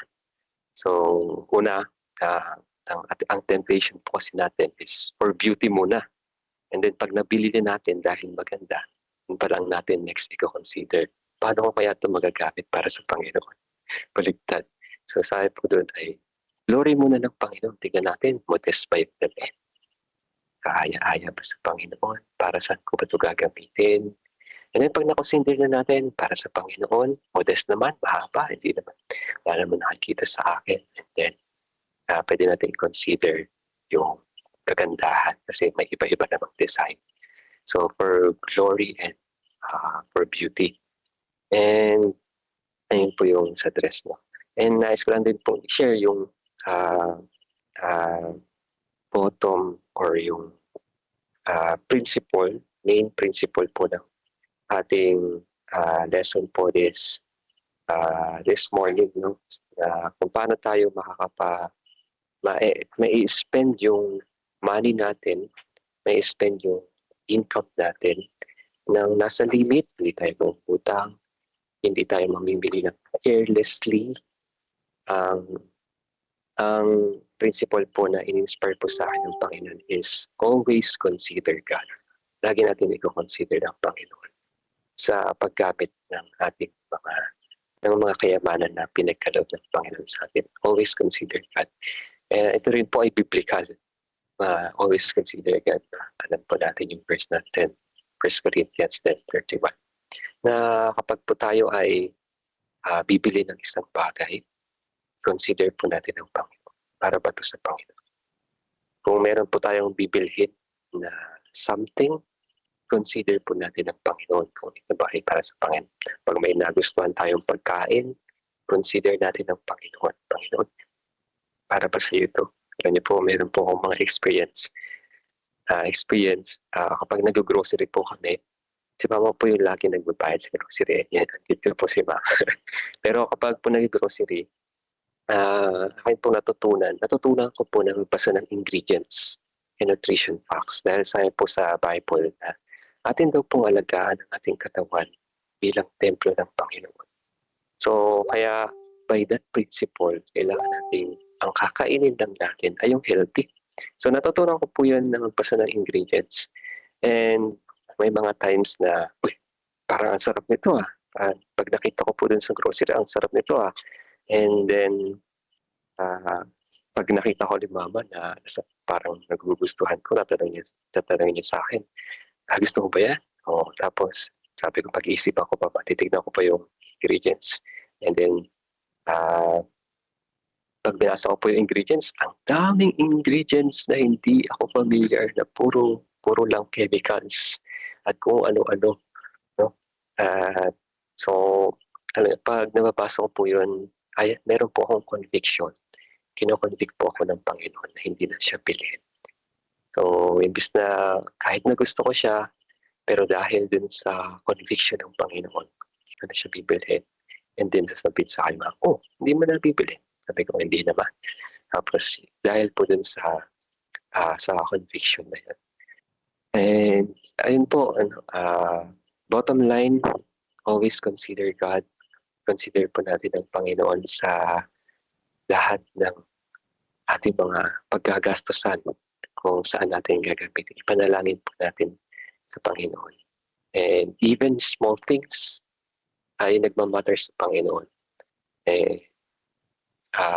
Lagi natin i-consider ang ating Panginoon. So, ayun po, ang aking pong prayer na tayo po ay magbuhay tulad po ng ating topic ngayon. Tayo po ay magbuhay within our income and mag-glorify po natin ang Panginoon sa lahat po ng ating mga paggagastusan sa kayamanan na hindi naman din sa atin galing, kundi galing din sa Panginoon. Kaya gamitin natin para sa Panginoon. Ngayon lang po, happy God first morning po sa ating lahat. Amen. Amen. Praise the Lord. Wow, napakaganda. Amen po. Lesson na naman sa ating buhay, mga kapatid. Yung Amen. mamuhay ayon sa ating income, no? Napakaganda, ay marami tayong natutunan. Ang ano bang mga take out ninyo at reflection, mga kapatid, na gustong kayong magsalita. Sige po, yun po yung gustong magsalita at madagdag ng reflection doon sa ating binasa. Anyone, mga kapatid? Tinamaan lang, Pastor. Mas mabuti yung matamaan. Actually, mas magaling matamaan ka at magising sa katotohanan. Kasi Tama actually, po. mga kapatid, sa buhay natin ngayon, hindi din ako exempted doon kasi may mga time talaga, minsan ay yung siguro, naisip mong, ito'y pwedeng yung gagawin natin kasi may extra naman. Pero tama yung Impulse. sinabi talaga na pag ginawa mo, unahin mo muna kung ito ba'y gusto ng Panginoon o hindi. Kag hindi, ay huwag nang ituloy. Yung gusto lang ng Panginoon. Okay? Nakita ko si Ate Net, gustong magsalita. Pastor, hindi na ako mag-open ng cam. Yes, Sige po. napakaganda nung binahagi sa atin ni Brother Nelson. Tunay po talaga na nakita ko din yung sarili ko diyan sa ginagawa ni Brother Nelson kasi po ako talagang budget ang ginagawa ko, madami akong mga notes. Bawat araw, alam ko ang expenses ko, hanggang saan lang ako dapat. At hindi ako lumalagpas doon. Kaya nga po ang sabi sa atin, napaganda ng ating tinalakay, no? Hindi, ito kasi minsan napapagkamalan nila ang kuripot eh. Pagka minsan nakapapasama ka sa dami ng mga kaibigan mo, kaya ng mga kasamahan mo, tapos dumarating yung time na parang mag-share ka, yung sabi mag-share tayo, kailangan natin mag-share, ganun. Parang hindi ako nakakapagbigay. Minsan na pagkakamalan tayong kuripot, pero hindi po ito tungkol doon eh. Ito po yung pagtitiwala natin. At sabi nga doon, tiwala lang tayo sa Panginoon. Minsan pagka may mga ganong kalagayan, may ganong mga experience, eh kahit pa paano, nakakapag-abot naman, pero hindi doon sa, sabi nga ay yung parang, kasi yung iba naman, para lang masabi, oh eto, magbababa ng malaki. Eh kung ako, magbababa lang din ako, nagbababa din ako, pero sabi nga, ang liit naman yan, eh sabi, yan lang po ang kaya ko eh. Yeah? Sabi, pwede naman natin sabihin yung totoo, hindi yung, di ba, minsan kasi, minsan na ano tayo eh, kakaroon tayo ng minsan na, ay baka kung ano sabihin sa akin, baka kuripot ko naman, ito lang nabigay ko, di ba? Kaya sabi nga, tama yun, alisin natin yung inggit, alisin natin yung utang, kasi mabuhay tayo ng simple, tapat at malaya para mas marami tayong magawa para sa ating Panginoon. Tama yung uunahin muna talaga natin siya. Kapag nauna na natin yung ating types and yung ating COP, yung natira sa atin, yun na lang ang pagkasyahin natin. Magkakasya at magkakasya, hindi kapag kukulangin ng Panginoon. Yun lang po. Amen. Okay. Meron na Amen. po tayong natutunan. Next, sino pa pong gustong mag-reflect, dagdag sa ating po napakinggan? Sige po. Brother Melvin. Okay po, salamat po kay Pastor Nelson.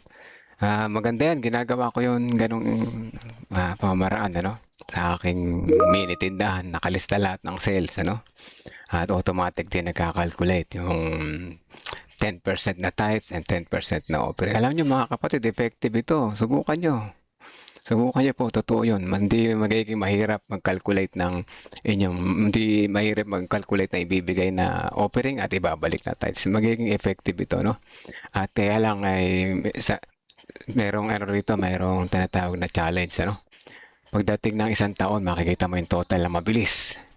Andun na agad yung total. Tapos bigla mong makikita. Halimbawa, let's say, wow, 240,000 na ang naging giving ko sa loob ng isang taon. Tapos bigla kang manghihinayang. Napakalaki yata nun. So mga kapatid ko, iwasan natin yung panghihinayang. Instead na tingnan natin yung figure na inyong ibinigay, alam niyo po, ang mas magandang gawin. Wow! Ganito pala kalaki ang blessing ng Panginoon sa akin. Imagine, Imagine halimbawa, 200,000 na naging total sa buong isang taon. Hindi 100,000 yung naging tithes. I-times 10 mo yan, mga kapatid.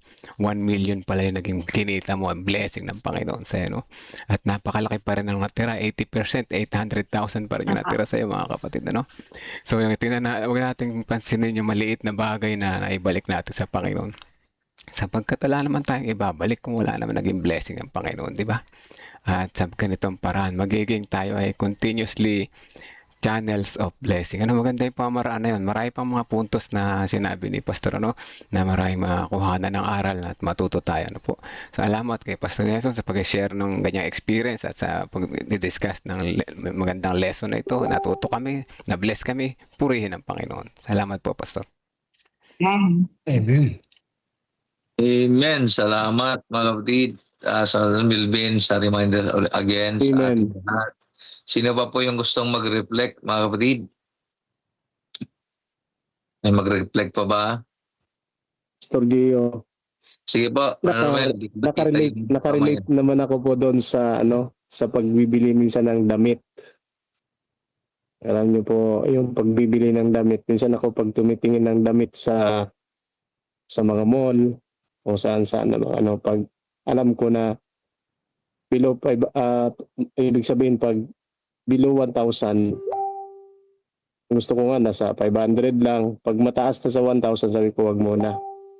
Kasi po minsan naisip ko na bumili ng mga gamit, pero mas maganda pa rin mga kapatid na pag hindi naman natin kailangan, sabi nga kanina doon sa atin pong narinig, wag natin munang ipasok sa ating budget. Kasi po minsan na dadala tayo minsan sa ating nakikita.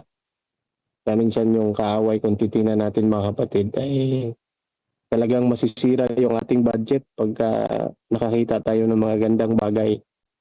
Kaya po sa aking natutunan ko po doon na pag hindi kailangan ay huwag muna nating bilhin. Yun yung natutunan ko po doon. At pangalawa po, tama yun yung sinasabi ni Ma'am Net na talagang dapat talaga maging maingat din po tayo sa pagbibigay. Kaya ako minsan nasasabihan din po ako na kuripot naman ni Brother Romel. Pero sa totoo lang mga kapatid, ako ay natuto na sa mga lesson na minsan nagbibigay tayo at minsan yung ating binibigyan naman ay hindi naman ginagamit sa tama. Ayun po yung minsan nakakalungkot din. Pero ang Panginoon, alam niya ang ating puso kung paano tayo nagbibigay. Yung ika po ay hindi man po ako perfect na nagbibigay niyan. Pero hanggang maalala ko po ay ibinibigay ko yung para sa Diyos. Kasi po siya ang pinagmulan, siya po ang ating pong source of lahat-lahat mga kapatid. Kaya dapat natin pong parangalan ng ating Panginoon sa ating buhay. Kaya ngayon mga kapatid, actually, may mga pagsubok na dumating sa amin. Yung aking lolo ay namatay sa province. Ang lola, mama ng papa ng aking mama. Pero nung nakarang araw, tumawag sila sa akin na sabi ko, God will provide. At ngayon mga kapatid, sa awa ng Diyos, ang lahat naman po ay na-provide. Kaya minsan, pag marunong lang tayong sumunod sa kalooban ng Diyos, nasusurprise tayo minsan mga kapatid sa ating buhay. Kasi alam ng Diyos na kung ano yung para sa iyo, ano yung para sa Kanya. At alam natin yun mga kapatid individually. Na dapat lang tayo ay humingi lang lagi ng gabay ng Panginoon sa lahat nating mga ginagawa. At doon din po tayo pagpapalain ng Diyos kung alam niya yung ating pong ginagawa ay tama. Yan lamang po, Pastor. At God bless po. Amen. Thank you po, Brother Romel. Mayroon daw nag-advise, sabi niya, pinaka-the best daw talaga ay manahimik sa bahay para hindi makagastos.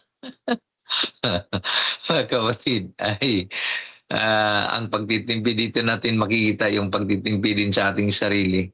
Kung paano tayo magkaroon ng yung yung budgeting, no? Napakaganda yung mga binibigay sa atin ng mga kapatid na kung mari mayroong listahan para makita mo yung mga kinalalabasan ng inyong income at makita mo rin na ang una palagi ay ang Panginoon sa ating mga finances na mga pangangailangan.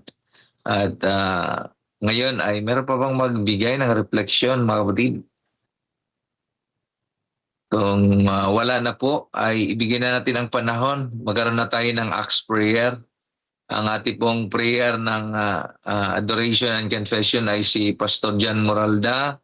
Ang thanksgiving at supplication ay si Pastor Nelvin Alabanza.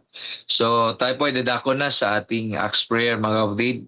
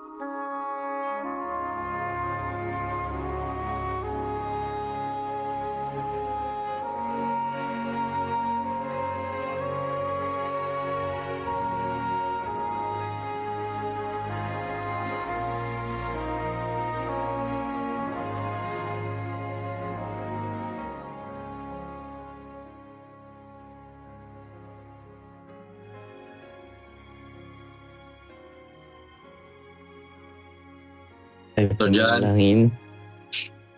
Let's pray. Nagila naming Diyos ang mga pangyarihan sa lahat. Ikaw aming Panginoon na mailalang, may-ari at may-arda ng aming buhay. Sa hiwaga ng aming Panginoon, ay kami patuloy na binabalik ang papurit pasasalamat sapagkat ikaw lamang o Diyos ang karapat dapat sambahin. Ikaw lang ang aming Panginoon, ang bato na siyang sandigan namin, ilaw sa gitna ng kadiliman sa mundong ito.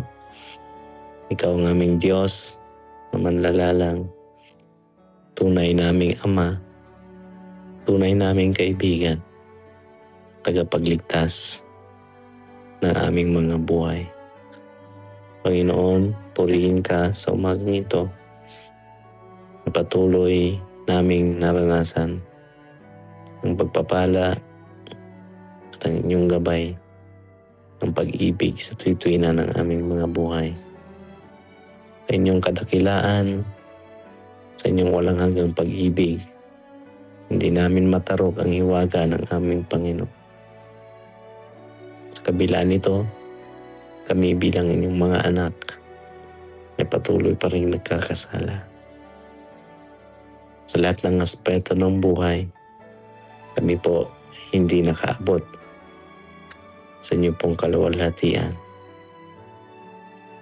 Sa lahat ng dako, Panginoon, kami po ay humihingi ng kapatawaran ng aming pagkukulang at pagkakasala. Dahilan, namin pong ilagak lahat po sa inyong mga kamay. At ikaw ang Diyos na mamahal sa amin. Ikaw ang Diyos lamang na tanging makapagpapatawad sa aming pagkukulang at pagkakasala. Lord, patawarin niyo po kami at linisin sa pamagitan ng dugo ay kaming lahat ay patuloy na maging karapat-dapat sapagkat ang kalahatian, ang righteousness ng aming Panginoon ang patuloy na nakabihis sa aming mga buhay. Panginoon, patawarin niyo po kami sa lahat ng aming pagkukulang at pagkakasala.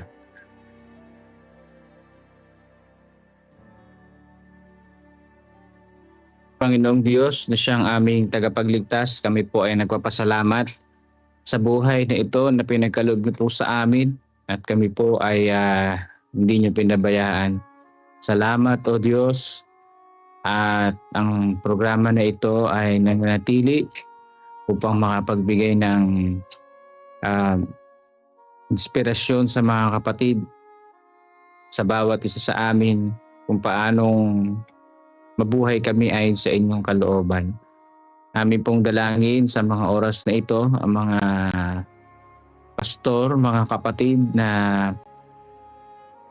naging participants, inyo pong pagpalain ang buhay ni Pastor Gio Ijara Verde, ngayon din po kay Brother Melvin Vilasano, Pastor JB Moralda, ngayon din po kay Sister Lolit Siscon at kay Brother Nilson Austria. Amin pong dalangin na patuloy niyo po silang bigyan ng kalakasan na gumula sa inyo ng kanilang pamilya. Ngayon din po o Diyos, ang mga kapatid na patuloy na sumusubaybay dahil kiisa sa daily spiritual empowerment. Panginoon, patuloy niyo po kami bigyan ng kalakasan nagbumula sa inyo at gisingin niyo kami every morning. At gayon din po, aming dalangin o Diyos, ang mga nag-commit na mga kapatid na maging builder para po sa CLPM headquarters project na ito o Diyos, na ito po ay nawa ay mai-release na ang permit upang masimulan na po ang pagtatayo ng aming pong headquarters dyan po sa Mexico.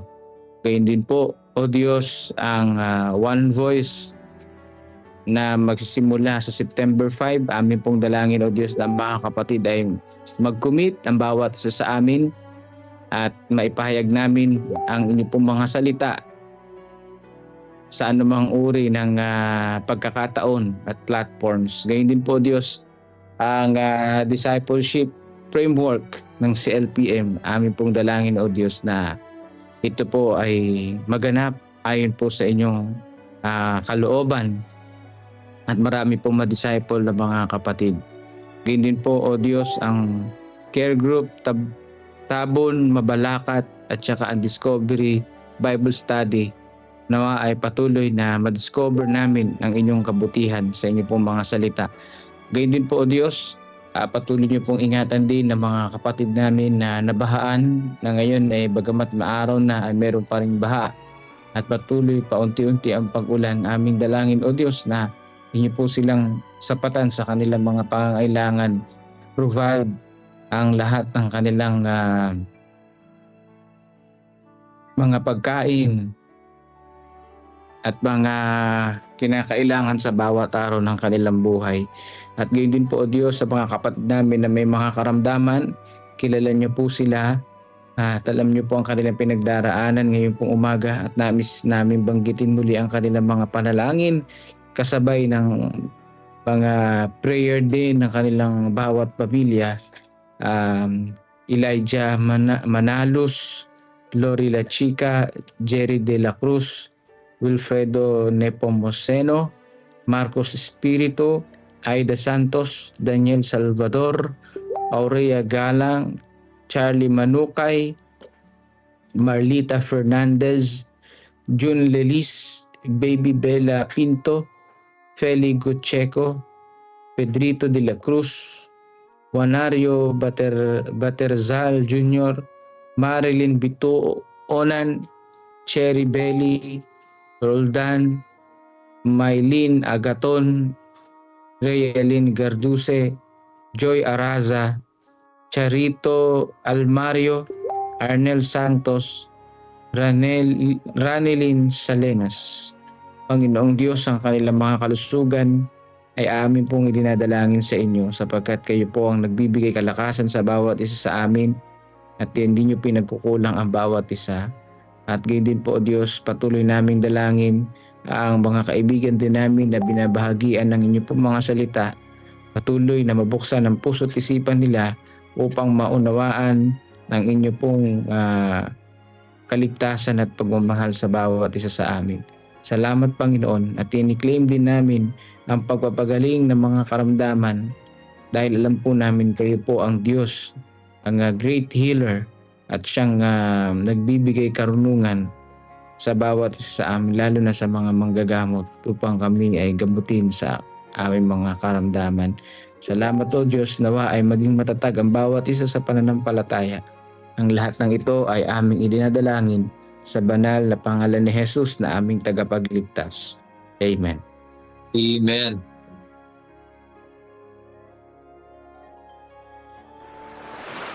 Amen. Amen.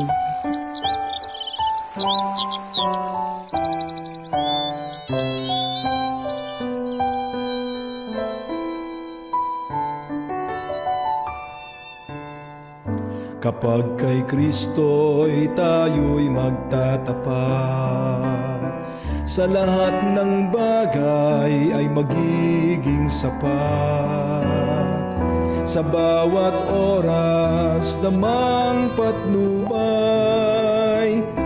tiyak na kakamtin walang hanggang buhay. Ang Diyos ay nangako sa mga taong tapat, sa lahat ng bagay ay magiging sapat. Atin siyang purihin sa lahat ng oras, awit ng pagluwalhati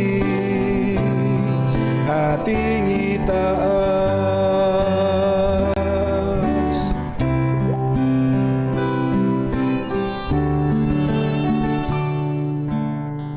Si Kristo ang ating gawing Panginoon, puso't isip sa Kanya ituon. Hikaput, handog, talento at dunong, misyon sa gawain ng ito'y sumusunod. Diyos ay nangako sa mga taong tapat, sa lahat ng bagay ay magiging sapat. Atin siyang purihin sa lahat ng oras, awit ng pagluwalhati ating itaas. Pagagaanin ating mga pasan, sa mga suliranin kanyang tutulungan. Magtiwala tayo't siya ang tawagan, tunay na ligaya ay makakamtan. Ang Diyos ay nangako sa mga taong tapat, sa lahat ng bagay ay magiging sapat. Atin siyang purihin sa lahat ng oras, awit ng pagluwalhati ating itaas. Papuri't luwalhati sa Kanya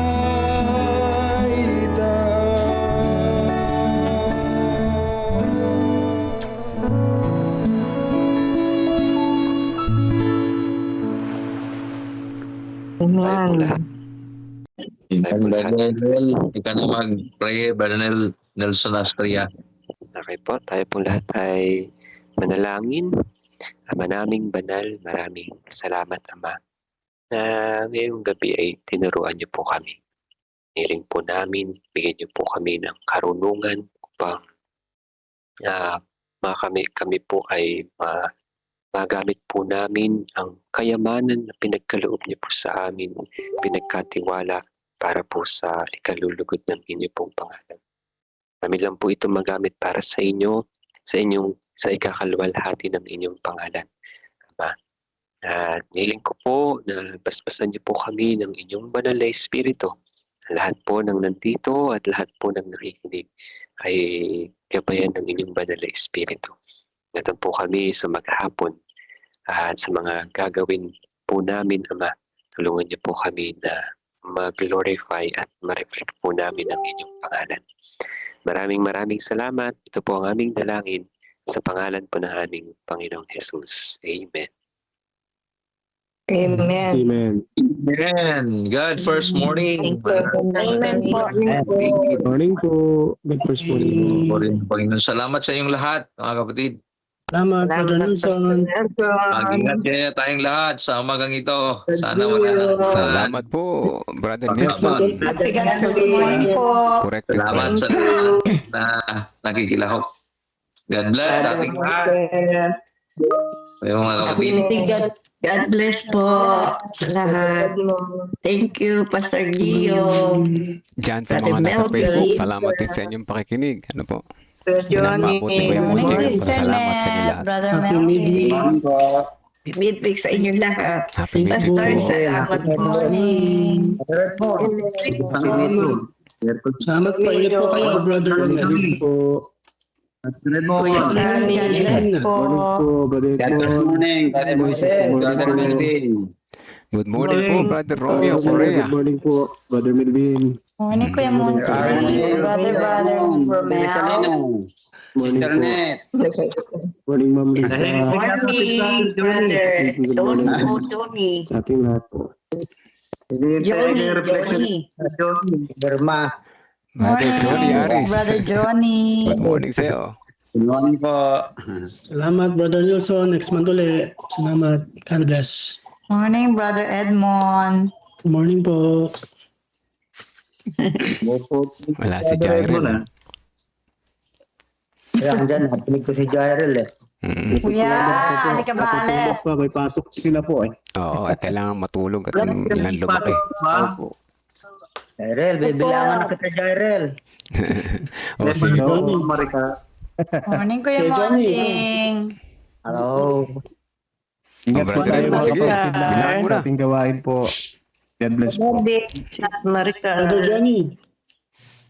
Janet. Morning po. Morning. Sige na Mr. po, Brother Bongar. Edmond. Morning Good po. morning. Good morning po sa lahat. Good morning. Okay, tayo Ay, po nako. magsha-shutdown na mga kapatid habang bibilangan tayo ni Brother Edmond in 5, 4, 3, 2, 1. Bye. Bye-bye po mga kapatid. Salamat sa lahat. Bye-bye. God bless po.